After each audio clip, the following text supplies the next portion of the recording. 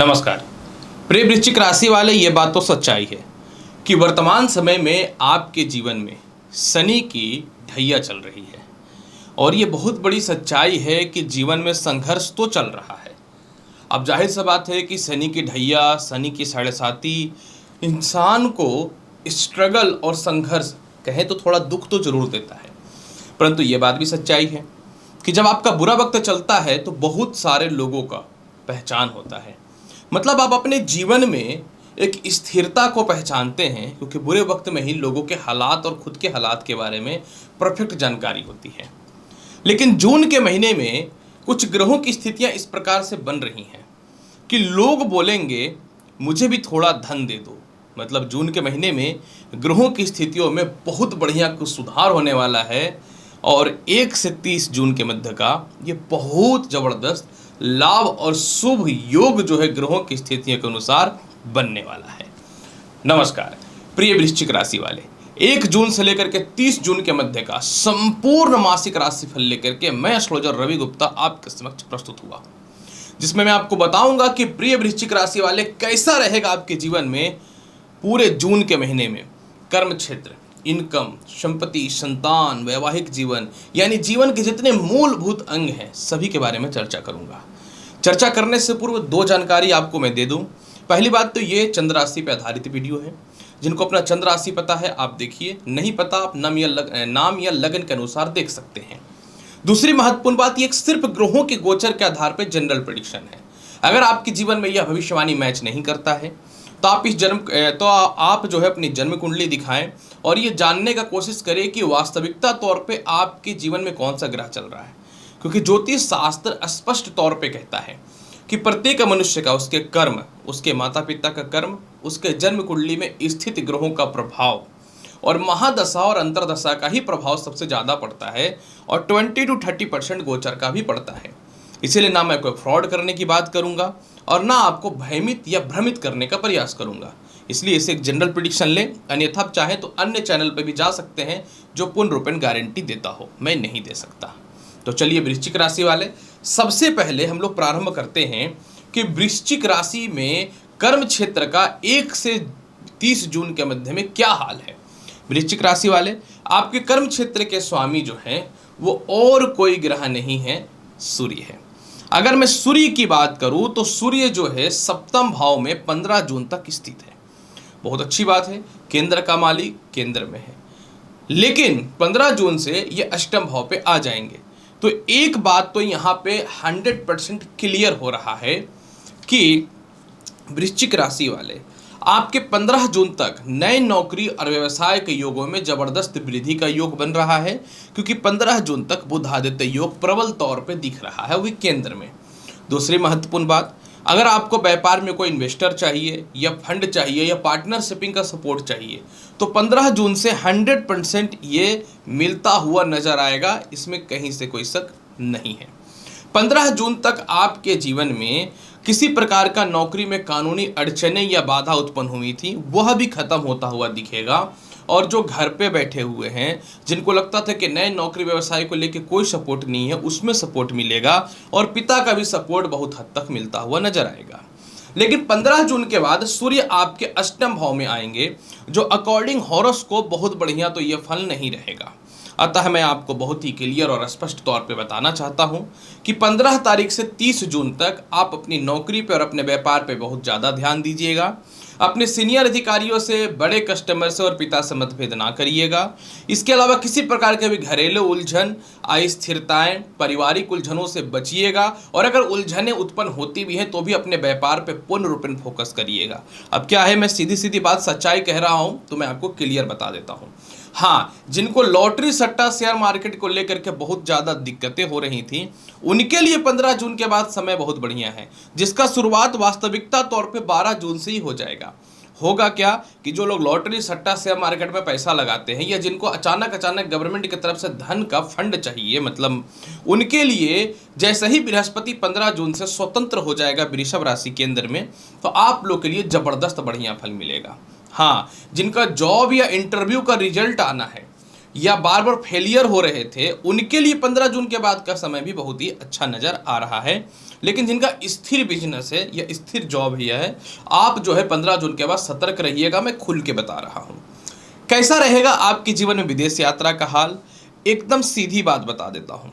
जिनको भी विदेश जाने में दिक्कतें हो रही थी, जिनको भी विदेश यात्रा में परेशानियों का सामना करना पड़ रहा था, 14 जून से आय का मालिक बुध अपनी स्वयं की राशि अष्टम भाव में घुस जाएगा। यानी 14 जून के बाद से जिनका विदेश जाने में कानूनी परेशानी थी वो खत्म हो जाएगा। जिनको विदेश जाने में सीनियर का सपोर्ट नहीं था या फंड को लेकर परेशानियां थी, वो सपोर्ट मिल जाएगा। जिनको कह सकता हूं कि विदेश जाने को लेकर के कोई फ्रेंड सर्कल हो या पारिवारिक सपोर्ट भी नहीं था, वह भी मिलता हुआ नजर आएगा। मतलब वृश्चिक राशि वाले इस महीने विदेश यात्रा का संयोग बहुत बढ़िया नजर आ रहा है।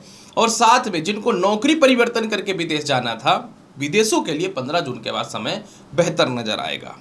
चलिए जानते हैं इनकम का हाल कैसा रहेगा। थोड़ी देर पहले मैंने क्या बोला था कि लोग तुम्हें बोलेंगे मुझे भी कुछ धन तो दे दो।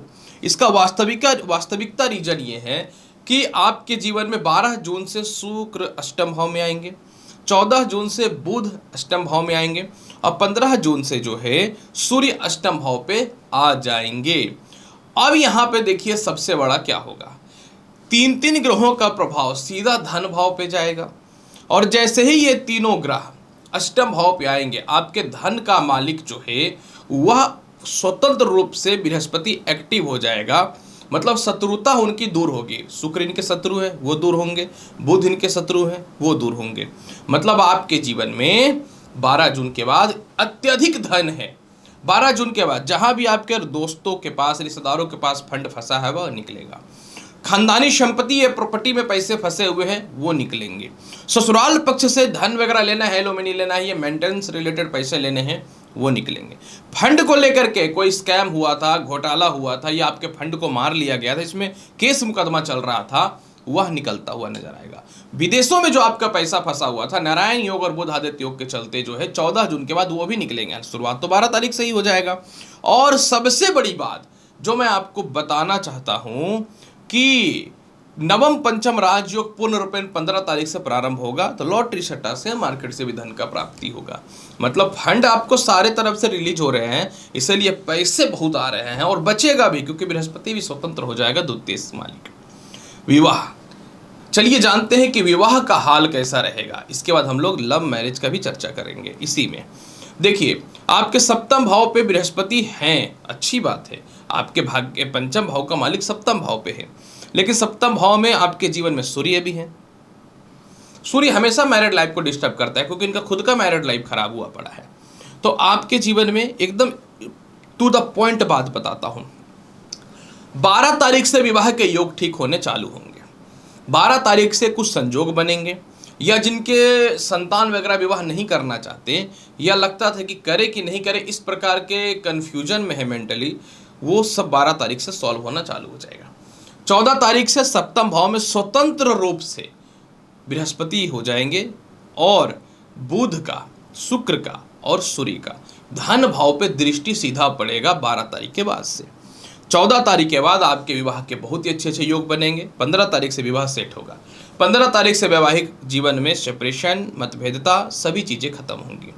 15 तारीख से जो है आपके जीवन में प्रेम से विवाह के योगों में वृद्धि होगा, क्योंकि अंगारक दोष पंचम भाव में बैठा हुआ है, तो लव मैरिज की स्थिति ठीक नहीं चल रही है। तो पंचमेश जब सप्तमेश हो जाएंगे तो आपके जीवन में लव मैरिज से रिलेटेड समस्याएं खत्म होंगी। सबसे बड़ी बात यहाँ पे एक चीज यह भी देखने के योग्य है या लायक है, और वो है कि आपके जीवन में जिनको द्वितीय विवाह करना है उनके लिए सबसे बड़ा संजोग जो है ना वो 3 जून से होना चालू हो जाएगा। ये बहुत बड़ी बात यहाँ पे भी दिख रहा है। कैसा रहेगा संतान पक्ष का हाल? देखिए संतान कारक स्थान में राहु है और वहां मंगल बैठ के अंगारक दोष बनाया हुआ है, यानी 1 तारीख से ही संतान कंसीव होने का गुड न्यूज है और संतान सुखों में वृद्धि है। 1 तारीख से प्रथम संतान यानी जो आपके बड़े संतान उसके करियर को लेके, विवाह को लेके, शिक्षा को लेके, लाइफ स्टेबिलिटी को लेकर के सुधार होना चालू हो जाएगा।